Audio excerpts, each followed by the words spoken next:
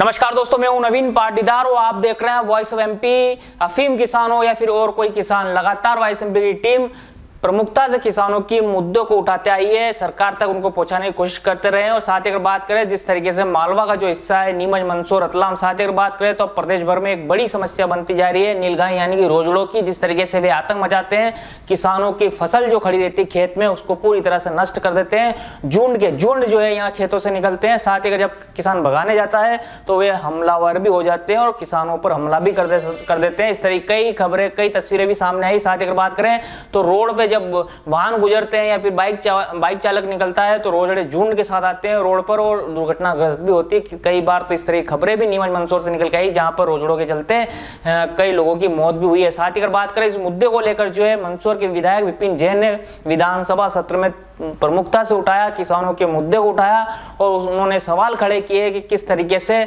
जो रोजड़ों की समस्या बनती जा रही है, सरकार को इस ओर ध्यान देना चाहिए। वन विभाग और राजस्व विभाग और जो तमाम जो जुड़े विभाग हैं उनको इस ओर पर ध्यान देना चाहिए ताकि किसानों को राहत मिले। साथ ही एक बड़ा आंकड़ा निकल के सामने आया। उन्होंने जब जानकारी विभाग से मांगी गई, मंत्री से मांगी गई तो सनसनीखेज खुलासा सामने आया कि 2014 से 2023 तक मात्र एक किसान को मंदसौर में जो है रोजड़ों नीलगाय के मुआवजे के चलते जो है मुआवजा मिला है। ऐसे में बड़ा जो है जानकारी निकल के सामने आ रही किस तरीके से 2014 से 23 तक मात्र एक किसान को जो है मुआवजा मिला है। यानी कि किस तरीके से यहाँ पर कई बार हमने आपको दिखाया, तस्वीर दिखाई किस तरीके से रोजड़े नीलगाय आतंक मचाते हैं, लेकिन एक किसान को मात्र जो है सरकार मुआवजा दे पाई है, जबकि कई किसानों के खेत में रोजड़े की तस्वीरें हम आपको दिखाते हैं किस तरह के झुंड पूरी फसल नष्ट कर देते हैं। चाहे अफीम की फसल हो, चाहे गेहूं की फसल हो, चाहे चने की फसल हो, चाहे अन्य कोई फसल हो, तो उसको पूरी तरीके से तबाह कर देते हैं। ऐसे में बात करें तो इस मामले को लेकर जब विपिन जैन ने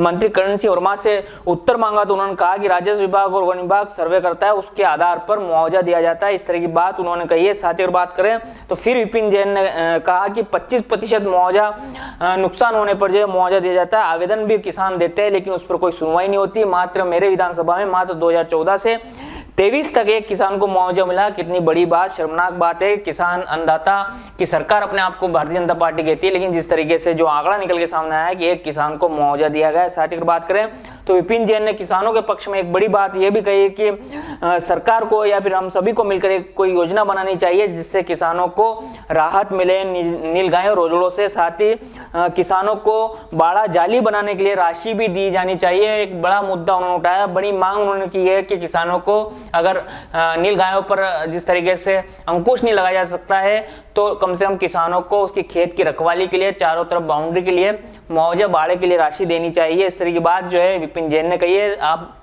आपको हम वो बात भी सुनाएंगे। लेकिन साथ ही अगर बात करें तो विधानसभा के अंदर जिस तरीके से जब ये समस्या किसानों की रखी गई तो इसके विधानसभा अध्यक्ष नरेंद्र सिंह तोमर ने भी जो समर्थन किया और सरकार को इस समस्या के लिए निर्देशित किया है। उन्होंने कहा कि ये एक समस्या, बड़ी समस्या बनती जा रही है, आने वाले दिनों में मध्य प्रदेश के लिए बड़ी समस्या बन जाएगी। इस तरह की बात उन्होंने भी कही। हम आपको सुनाते हैं किस तरीके से विपिन जैन ने विधानसभा में किस तरीके से किसानों के मुद्दे को, नीलगाय के मुद्दे को उठाया।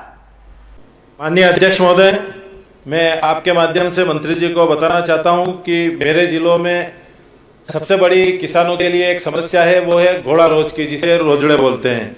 और उनकी संख्या इतनी तादाद में बढ़ चुकी है कि आए दिन 30, 40, 50 के झुंड में किसानों के खेत में आते हैं और किसान की फसल चौपट करते हैं।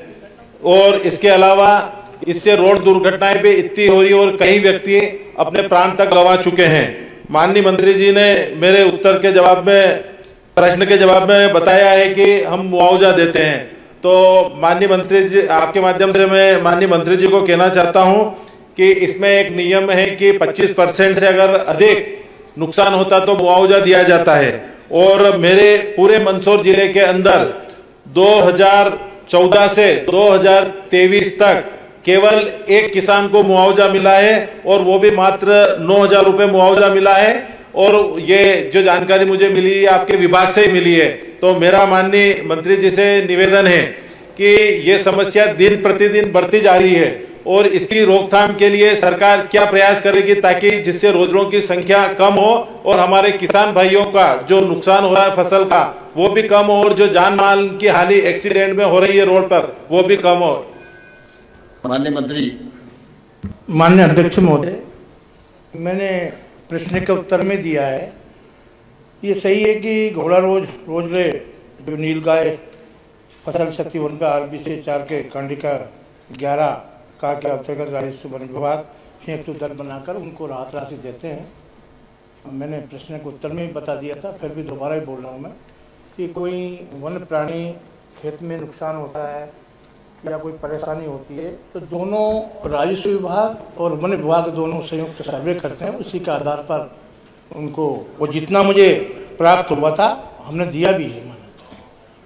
माननीय सदस्य, माननीय अध्यक्ष महोदय, मैं आपके माध्यम से मंत्री जी को बताना चाहता हूं कि इसमें 25% से ज्यादा अगर फसल खराब होती तो मुआवजा दिया जाता है और 2014 से 2023 तक यह आपके विभाग का जवाब है मेरे पास, केवल पूरे मंदसौर जिले के अंदर एक व्यक्ति को मुआवजा मिला है और आए दिन किसान लोग आवेदन करते माननीय अध्यक्ष महोदय, लेकिन उनको मुआवजा नहीं दिया जाता है और इस समस्या का हल कोई मुआवजा भी नहीं है। माननीय अध्यक्ष महोदय, मैं आपके माध्यम से मंत्री जी को बताना चाहता हूं कि इसकी ऐसी कोई प्लानिंग की जाए या योजना बनाई जाए ताकि इनकी संख्या नहीं बढ़े, या तो इसकी नसबंदी कराई जाए या इनको पकड़ के वन क्षेत्र में छोड़ा जाए। ऐसी कोई सब ये समस्या क्योंकि मेरे अकेले की नहीं है, पूरे उज्जैन संभाग की समस्या है माननीय अध्यक्ष महोदय, और प्रदेश की समस्या बनती जा रही है।